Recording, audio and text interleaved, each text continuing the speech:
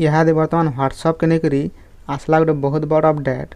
एथर ई सब मोबाइल रे आरु चलबनी व्हाट्सएप कंपनी तरफ 30टा मोबाइल लिस्ट आसी।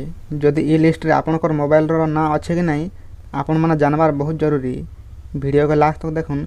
जदि आम चैनल रे नुआ अछन वीडियो को लाइक करी चैनल के सब्सक्राइब कर दो। सैमसंग मोबाइल रो मूल करी एप्पल फोन तक ई लिस्ट रे रहिचे। कंपनी तरफ मिलिथिबा सूचना अनुसार 30टा मोबाइल भितर रहिचे iPhone 5, iPhone 6, iPhone S6, iPhone 6s, iPhone 6s plus.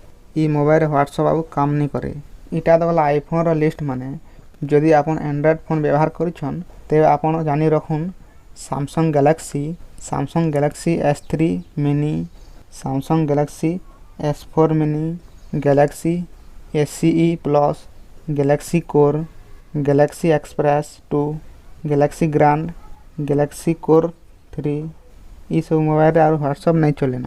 तार संगे संगे Lenovo 46600, Lenovo A858T, Lenovo P70, Lenovo S890, Sony रो एक्सपेरिया Z1 और सोनी रो एक्सपेरिया E3 रे नहीं चले व्हाट्सएप।